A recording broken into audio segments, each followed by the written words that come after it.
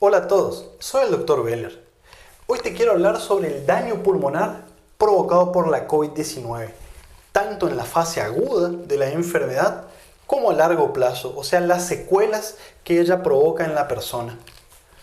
Vamos a estar hablando de los tipos de lesión pulmonar, las generalidades, vamos a ver cada una de ellas.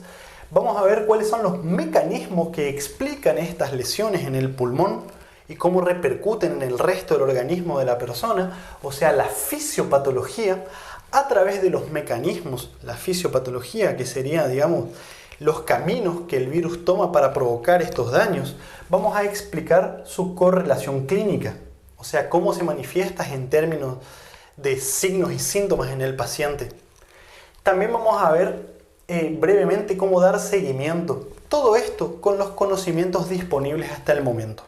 Toda la bibliografía de este material se los dejo en la descripción de este video para que ustedes estudien y saquen sus propias conclusiones. Muchos autores consideran al pulmón como el órgano principalmente comprometido en la COVID-19, o sea, el órgano más afectado. Y esto nos resulta lógico entender, ya que si nosotros tenemos el medio externo aquí representado por estos virus, el pulmón hace de interfase entre el medio externo y el medio interno a través de la respiración y los procesos fisiológicos que ocurren a partir de ella. Nosotros introducimos del medio externo diferentes sustancias y muchas veces introducimos microorganismos como los virus. Ellos entran por la vía respiratoria y se dirigen hacia el pulmón. En el caso de la COVID-19, como ustedes ya deben saberlo muy bien, el daño, y respondiendo al primer punto, el daño pulmonar se puede manifestar de diferentes formas. De manera resumida, podemos decir que se manifiesta de la siguiente manera.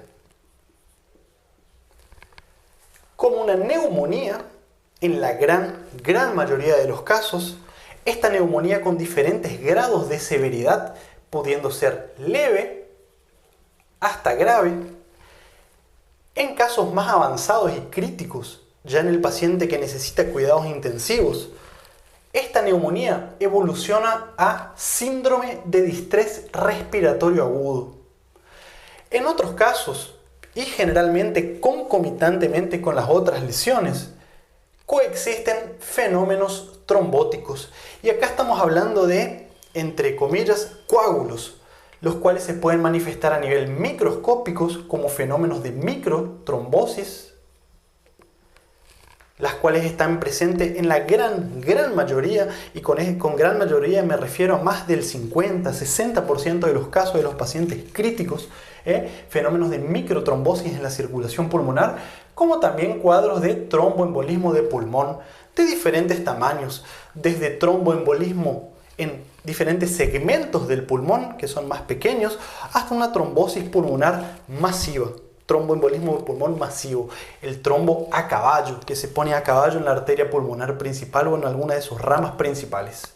La COVID-19 también puede favorecer la infección por otros microorganismos, lo que llamamos de sobreinfección o infección secundarias, ya sea por bacterias o por hongos, por ejemplo, aspergilosis.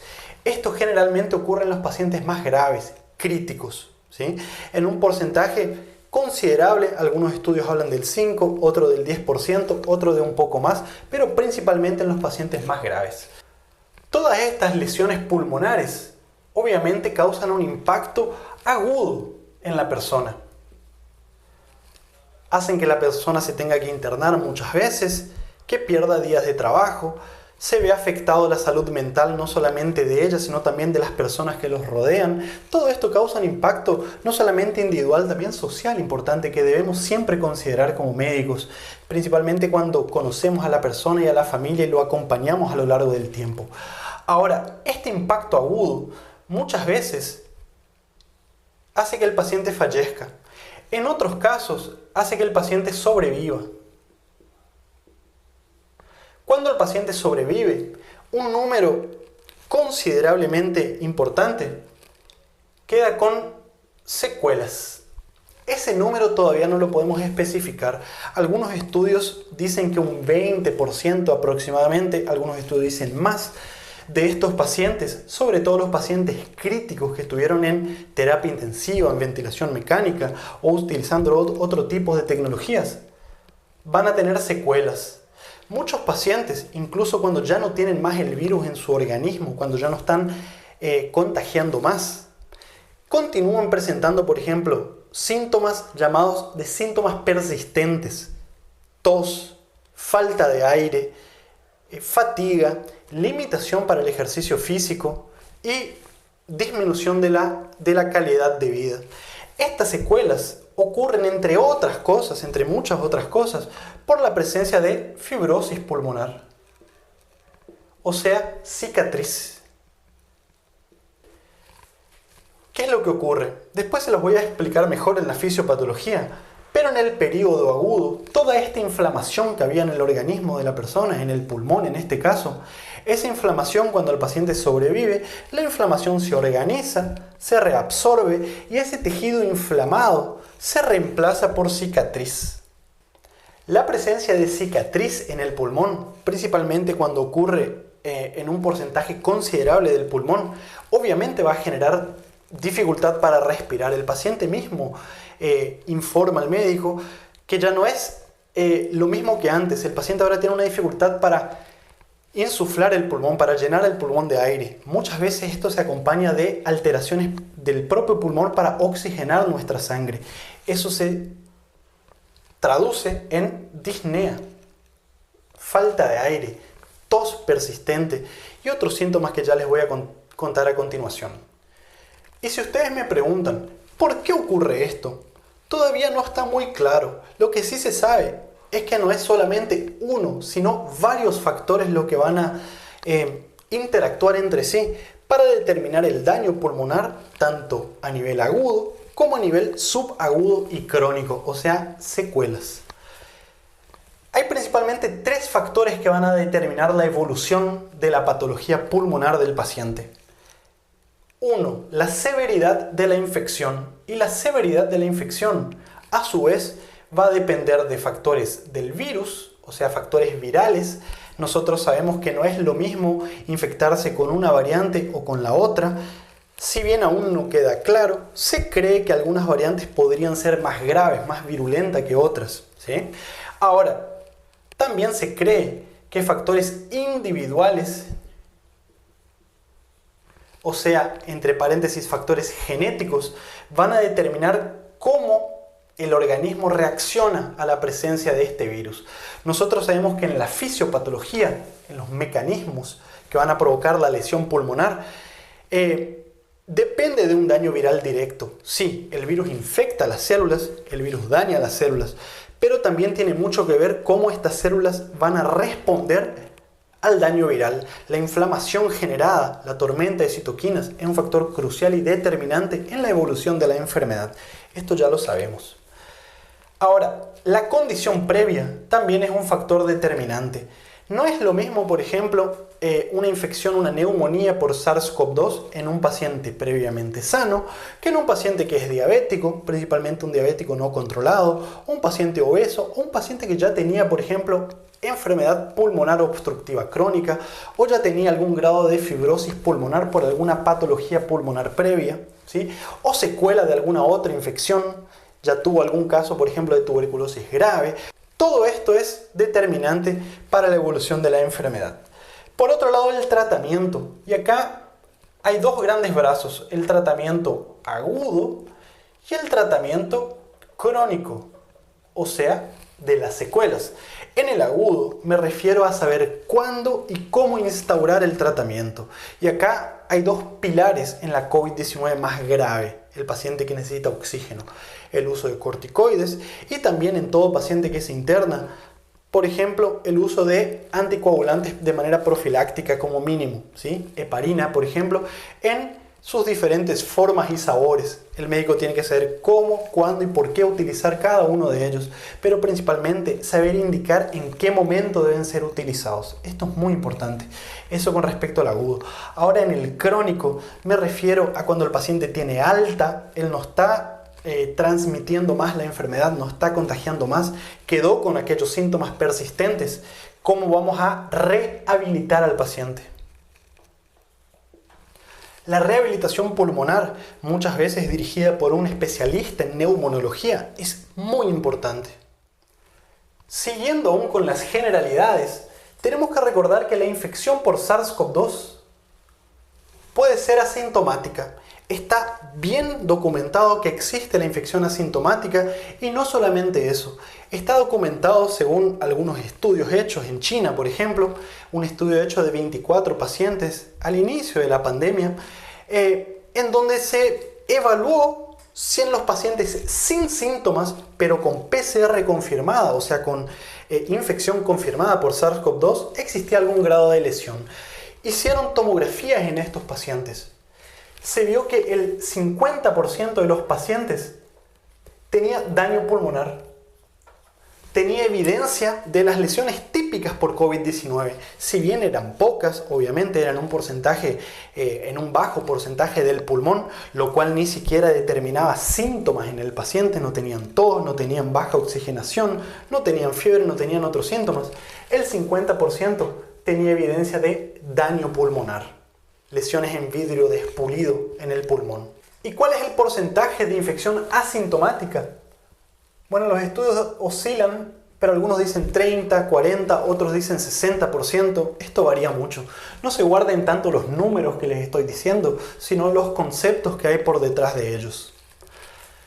Por otro lado, cuando la infección es sintomática, el paciente obviamente está enfermo. En ese momento nosotros vamos a llamar a la enfermedad de COVID-19. Ella se divide en leve, la cual ocurre en el 80% de los casos aproximadamente.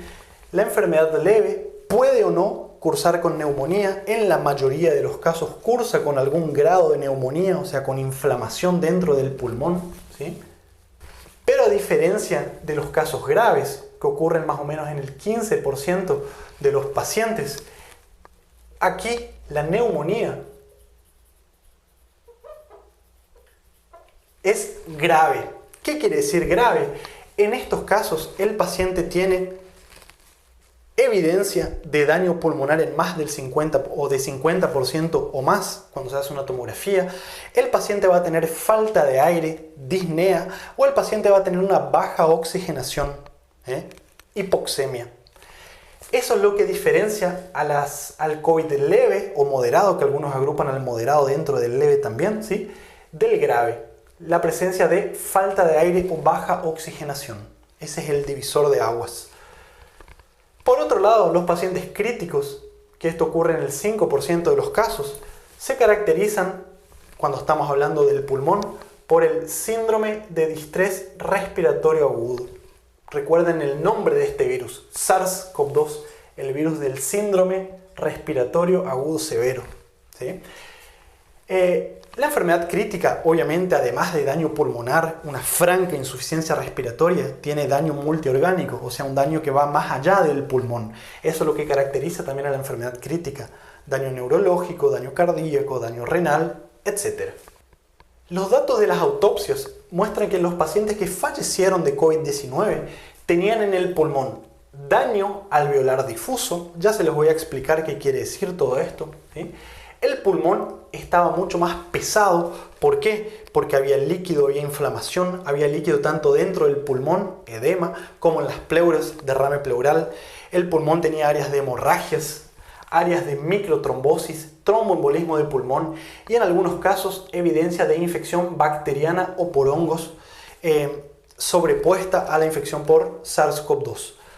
El pulmón pesado, fíjense, las autopsias mostraron que los pulmones de los pacientes, o mejor dicho, el pulmón como un todo, ¿sí?, el valor absoluto del pulmón llegó hasta 3,4 kilogramos, cuando el peso normal oscila entre 800 gramos y 1,2 kg aproximadamente, dependiendo de dónde ustedes lean, ¿sí? Ahora, los pacientes que sobreviven, como les dije anteriormente, en algún porcentaje pueden tener secuelas. De nuevo, ¿por qué? Porque la inflamación se ve reemplazado por tejido fibrótico, por cicatriz. Hay evidencias incluso que la lesión pulmonar puede persistir hasta 6 meses. Algunos pacientes más graves se los acompañó por un periodo de hasta 6 meses con tomografía y continúan presentando lesión pulmonar. Entonces, por todo esto, es muy importante conocer el daño pulmonar. El pulmón, si ustedes se ponen a pensar, si los dibujo acá, ¿sí? El pulmón se ve afectado en todos los grados de severidad de la infección por SARS-CoV-2, desde el paciente asintomático hasta el paciente crítico. El pulmón no se escapa de ser afectado. Un estudio o un reporte, digamos, hecho por el CDC de más de 370.000 pacientes mostró que el síntoma más frecuente es la tos, independientemente de la severidad. La tos está presente en más del 50% de los casos. Ahora, no siempre está presente. Fíjense que no les digo acá 100%. Por otro lado, la neumonía es la lesión orgánica más frecuente. La neumonía grave es la lesión orgánica grave más frecuente en la COVID-19.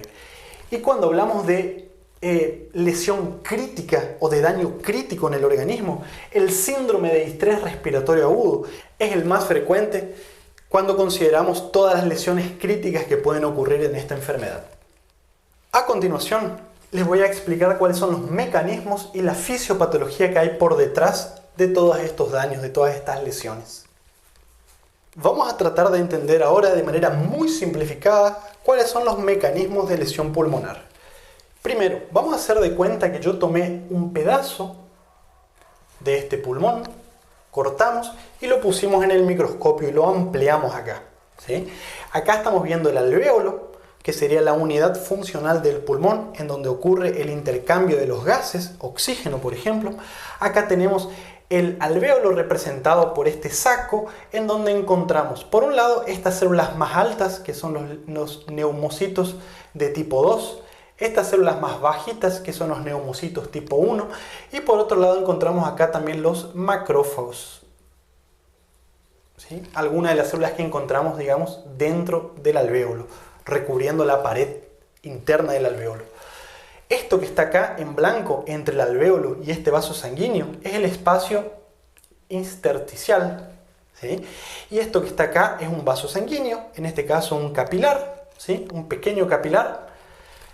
Y la suma del epitelio del alvéolo, el espacio intersticial y la pared del vaso sanguíneo forman la membrana hematoalveolar. Es la membrana por la cual el oxígeno tiene que pasar del alvéolo a la sangre. ¿Qué es lo que ocurre aquí? Cuando un virus ingresa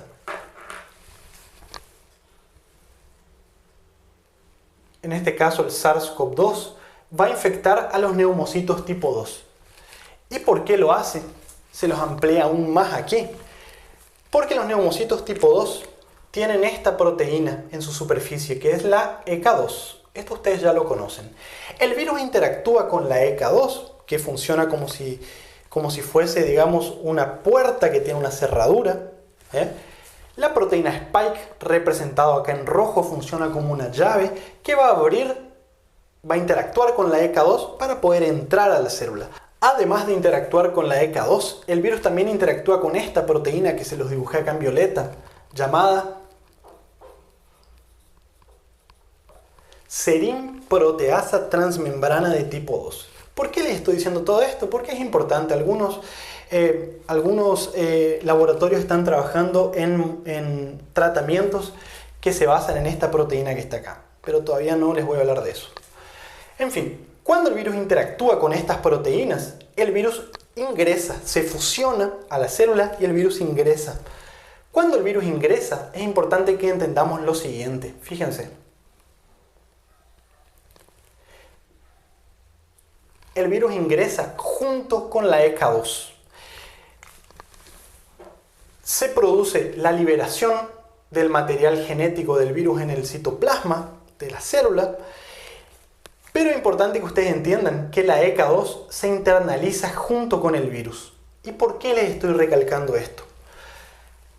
La ECA2 tiene varias funciones. Una de ellas es transformar, se los puse acá, ¿sí? Transformar o convertir a una molécula llamada angiotensina 2, que es una molécula circulante en nuestra sangre, transforma esta angiotensina 2 en angiotensina 1,7. Ustedes van a recordar, por haber leído libros de fisiología, que la angiotensina 2 tiene varias funciones que son benéficas, son buenas para nuestro organismo. Ahora, todo lo bueno en exceso es malo. La angiotensina 2, además de los efectos benéficos que ustedes conocen, tiene otros efectos dañinos. Por ejemplo, ella es proinflamatoria, o sea, favorece la inflamación, y es profibrótica, o sea, favorece la fibrosis, la cicatrización. ¿De qué manera ella es proinflamatoria? Bueno, en exceso, ella favorece la liberación de interleuquina 6, factor de necrosis tumoral alfa, produce sustancias para reclutar, para atraer macrófagos, neutrófilos y otras células inflamatorias. ¿De qué manera ella es profibrótica? Bueno, ella estimula o activa, digamos, una serie de genes que van a favorecer la formación de colágeno. Y también activa a otras células que están presentes. Si yo les pongo acá, vamos a hacerlo acá, ¿sí? En el intersticio del pulmón, por ejemplo, unas células que son los fibroblastos. Los fibroblastos son los que producen y depositan colágeno. Si ustedes recuerdan, la interleuquina 6, el factor de necrosis tumoral alfa, son claves en la famosa tormenta de citoquinas. Entonces, volviendo un poquito acá para que se entienda bien. Si cuando el virus ingresa a la célula lo hace junto con la ECA2, la cantidad de ECA2 en el pulmón se va a reducir. Al reducirse la cantidad de ECA2, ¿sí? Al reducirse la cantidad de ECA2, se va a reducir la formación de angiotensina 1,7. La angiotensina 1,7 tiene efectos contrarios a la angiotensina 2, o sea, tiene efectos antiinflamatorios y antifibróticos. Entonces, si se reducen los niveles de esta sustancia, va a predominar los niveles de angiotensina 2, predominando entonces, en el paciente más grave principalmente, la inflamación y la fibrosis. Esa es una de las bases para entender lo que se viene a continuación. Si te costó entender, retrocedí y escucharlo de nuevo antes de avanzar. Entonces, cuando el virus se replica en el citoplasma de la célula, se forma y él brota, ¿sí? Sale de los neumocitos tipo 2, les voy a dibujar acá, ¿sí?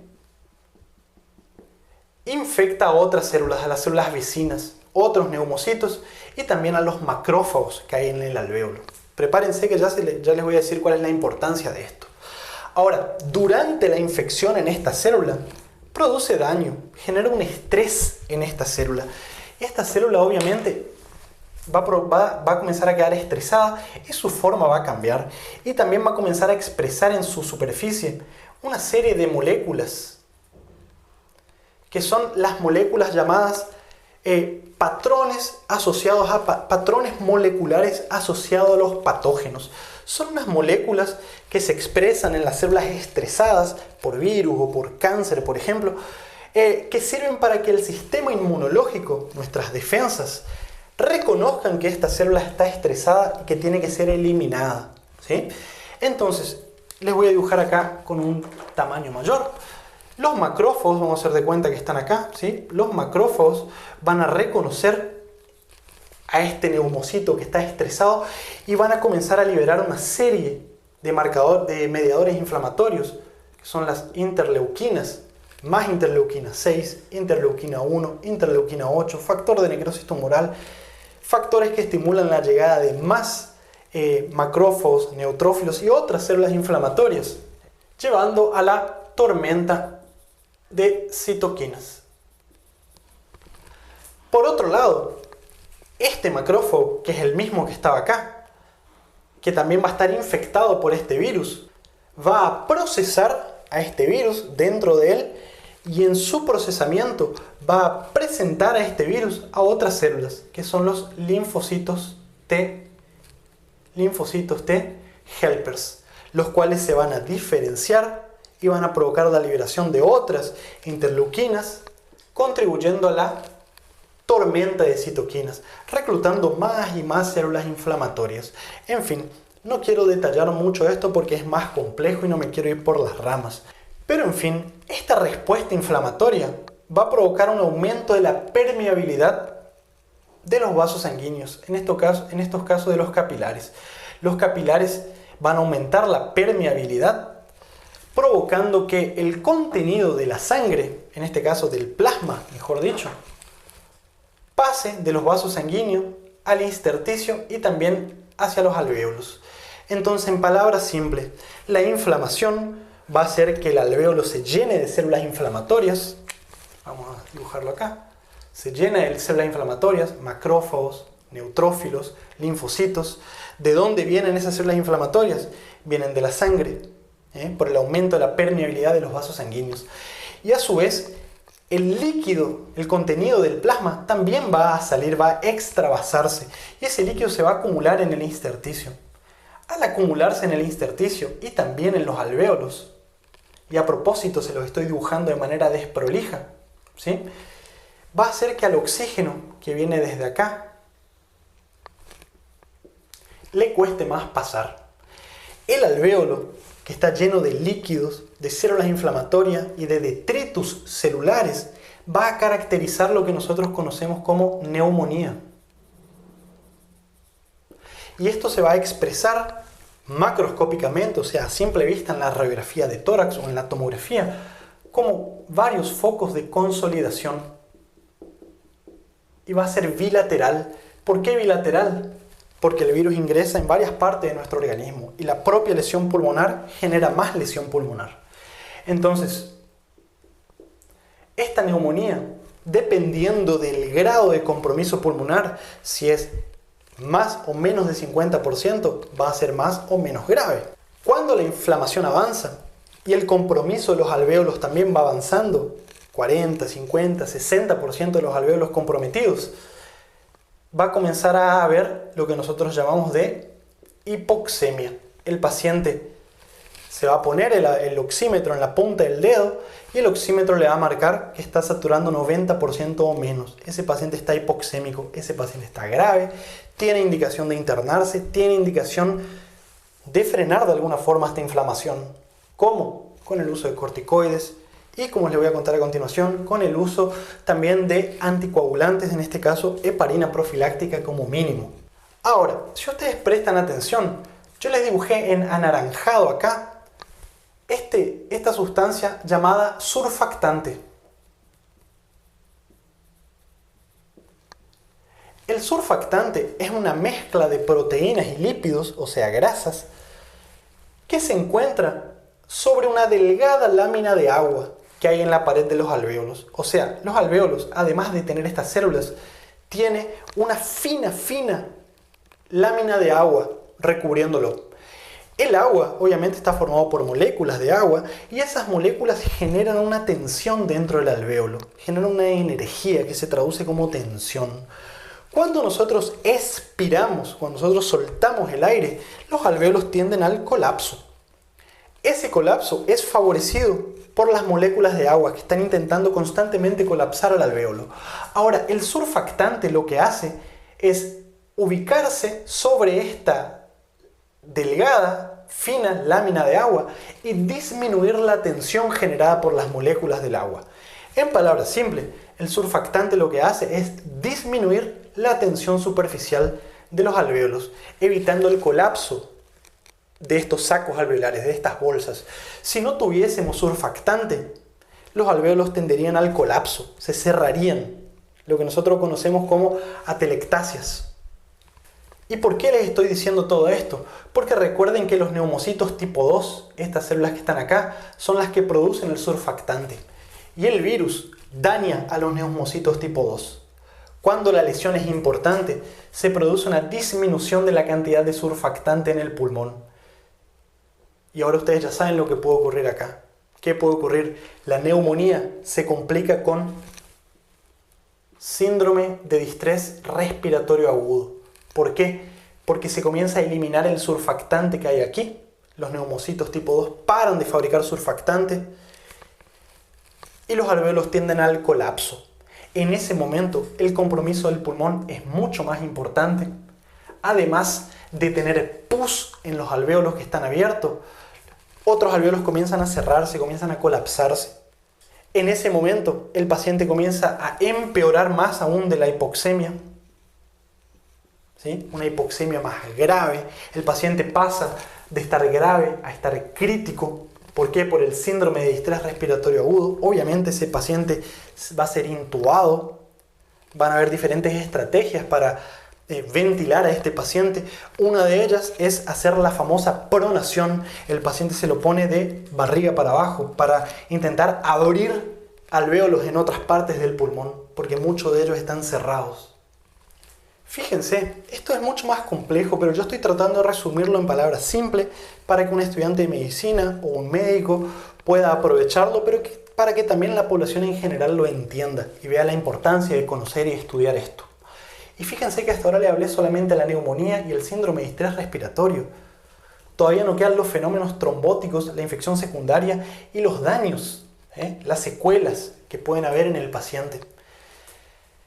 La inflamación generada y la tormenta de citoquinas no solamente genera que haya una inflamación dentro del pulmón, una neumonía, un distrés respiratorio, también genera daño endotelial. La propia inflamación daña a los vasos sanguíneos, pero también el propio virus infecta a los vasos sanguíneos. La infección y la inflamación y el daño de los vasos sanguíneos lleva a daño vascular difuso, fenómenos de vasculitis, lo cual va a favorecer la formación de microtrombos.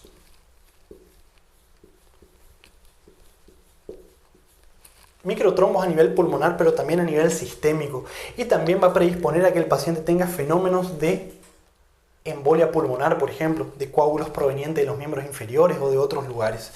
En este momento, la hipoxemia empeora más aún y tristemente, muchas veces este paciente fallece. ¿Cuáles son las causas de muerte en el paciente con COVID-19? Daño alveolar difuso, fenómenos trombóticos, tanto microtrombosis como tromboembolismo de pulmón. Esto se vio en las autopsias en la gran mayoría de los pacientes que fallecieron por esta patología. Este virus tiene la habilidad sorprendente de infectar a la vía respiratoria, al pulmón, pero también de infectar a los vasos sanguíneos, generando toda esta complejidad de mecanismos que llevan a la muerte del paciente en muchos casos. Ahora, muchos pacientes sobreviven, como les dije anteriormente, y de los pacientes que sobreviven pueden tener un daño crónico. Yo les dije que más o menos algunos estudios dicen 20% o más. Los pacientes críticos principalmente que tienen todo esto dentro de su pulmón van a quedar con alguna secuela. ¿Y por qué se produce esa secuela? Por la presencia de cicatriz, de fibrosis pulmonar. ¿Y de dónde viene esa cicatriz? Recuerden, la ECA2 se internaliza, se favorece la formación de colágeno, se estimula la activación de los fibroblastos, con el depósito de colágeno. Todo este daño generado, esta inflamación en el paciente que se cura de la fase aguda, va a ser reemplazado después por cicatriz y por fibrosis en el espacio intersticial entre los alvéolos. Entonces, si hay cicatriz, hay fibrosis en el pulmón, acá por ejemplo, es obvio que al oxígeno le va a costar más pasar, es obvio que al paciente le va a costar más respirar, es obvio que el paciente podría tener tos después de haberse curado de la fase aguda. Cuando nosotros ponemos en el estetoscopio pacientes 3 meses después que se curaron de COVID-19 crítico, siguen teniendo los famosos crepitantes finos en ambos pulmones. Es como nosotros escuchamos como si tiramos sal al fuego. Ese ruido hace cuando respira profundamente. ¿Por qué? Por la presencia de fibrosis intersticial. Ahora, si ustedes me preguntan, ¿cuánto tiempo tarda un paciente en recuperarse de la lesión pulmonar, en volver a su estado normal? Bueno, todavía no tenemos una respuesta definitiva, los estudios se están llevando a cabo, es muy temprano todavía para decirles un número. Pero según la OMS y otros estudios realizados, pacientes con enfermedad leve, que no tuvieron una gran repercusión, tardan 2 semanas en recuperarse aproximadamente para estar sin síntomas. En algunos casos menos, en algunos casos un poco más. Pacientes más graves o críticos pueden tardar entre 3 a 6 semanas, incluso más tiempo en recuperarse. Los pacientes más graves de todos, que tuvieron una enfermedad más crítica, Y obviamente esto, como les dije anteriormente, depende de la severidad de la infección, de la condición previa, si tenía una enfermedad pulmonar previa, y del tratamiento instaurado tanto en la fase aguda como en la fase crónica, rehabilitación, etc. Pueden tardar meses, incluso hasta un año, en volver a tener una función pulmonar parecida a la previa. No siempre se recupera por completo la función pulmonar. Ahora les voy a borrar esto y les voy a contar cómo se hace el seguimiento de estos pacientes en términos de exámenes de imágenes. ¿Hay que pedir a todo el mundo radiografía y tomografía después de tener COVID-19? Es eso lo que les voy a tratar de responder. Bien, en palabras simples y de manera muy resumida, les aclaro que esto todavía no hay consenso internacional, son recomendaciones de algunos especialistas y de la bibliografía que yo se los dejo acá abajo, y esto varía según el lugar y la disponibilidad de recursos, etc. Exámenes de imagen. ¿Es recomendable pedirle a todos los pacientes que tuvieron COVID-19 o no? Bueno, la respuesta es no, no hay que pedir a todo el mundo. Obviamente, el paciente que tuvo una infección asintomática por SARS-CoV-2 no tiene indicación de hacer ningún tipo de examen de imagen.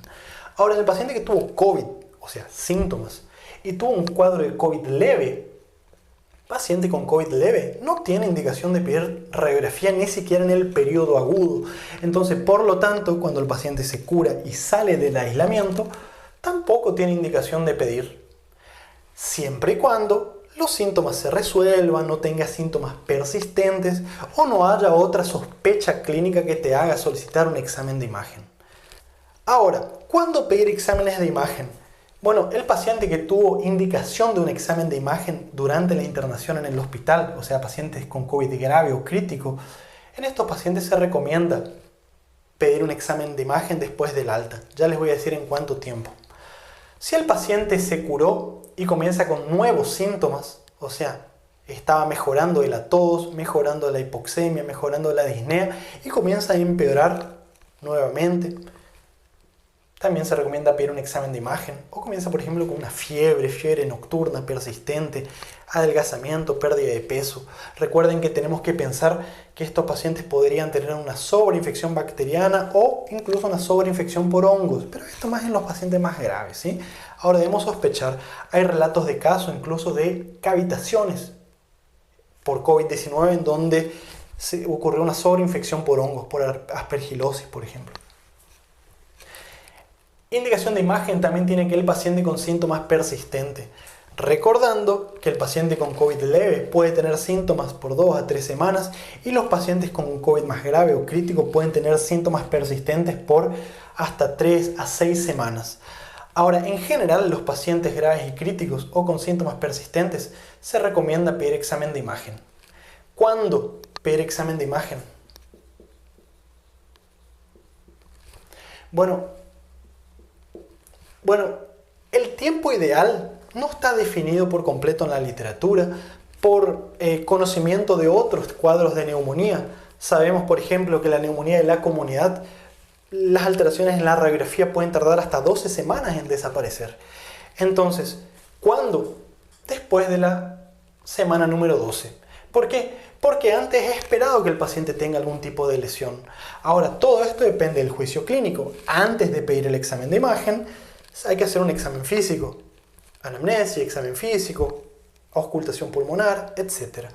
A partir del examen físico, nosotros vamos a ver si vamos a pedir una radiografía de tórax o una tomografía.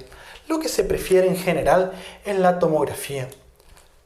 ¿Por qué? Porque la tomografía va a servir mejor para determinar si el paciente tiene fibrosis pulmonar, por ejemplo. Y acá tenemos que recordar que hay estudios que están mostrando que incluso pueden haber pacientes con lesión pulmonar hasta 6 meses después de haber tenido alta por COVID-19. ¿Qué tipo de lesiones? Lesiones en vidrio despulido, bilateral generalmente, áreas de consolidación, áreas de engrosamiento de los septos interlobulares, etc. La radiografía de tórax puede auxiliar al diagnóstico también, principalmente cuando no se está sospechando una fibrosis pulmonar, cuando solamente se quiere hacer un seguimiento del paciente. Ahora, si el paciente tiene más de 12 semanas y continúa teniendo lesión en el pulmón, está indicado pedir una tomografía para ver qué hay por detrás de esa lesión. La tomografía también está indicado en el paciente, por ejemplo, que durante la internación se hizo una tomografía y tenía sospecha de otra lesión, por ejemplo, se descubrió un tumor en el pulmón, etc. Esto ya depende del juicio clínico. Lo que quiero que nos quede acá es que el examen de imagen no se le pide a todo el mundo. El paciente leve no tendría indicación a menos que tenga síntomas persistentes o nuevos síntomas, y que en general al paciente que tuvo COVID grave o síndrome de estrés respiratorio, sobre todo cuando tiene síntomas persistentes, está recomendado seguirlos por examen de imágenes después de la semana número 12 para evaluar si tiene o no fibrosis pulmonar. En el caso de tener lesión pulmonar persistente, fibrosis pulmonar, persistencia de la disnea por más de 12 semanas, está indicado derivarlo al neumonólogo. Mientras tanto, estos pacientes tienen que rehabilitarse, obviamente, y el fisioterapeuta es un excelente aliado para la rápida recuperación de estos pacientes. Ahora, por último les quiero decir, no toda falta de aire, disnea, hipoxemia o tos persistente en el paciente con COVID es por una lesión pulmonar. Recuerden que una lesión cardíaca puede estar jugando un papel importante acá también. Desarrolló algún grado de miocarditis, insuficiencia cardíaca. Recuerden también, cuando ustedes no pueden explicar con el pulmón o el corazón los síntomas persistentes, pensar en tromboembolismo de pulmón oculto. En fin, es un tema, otro capítulo muy extenso. Vamos a dejarlo por acá por ahora en este video. Espero que la información te haya servido, que te haya gustado. Activa las notificaciones y déjame tu like, déjame tu comentario y tu pregunta, y compartí este video en todas tus redes sociales. Nos vemos muy pronto con mucho más material. Chao, chao.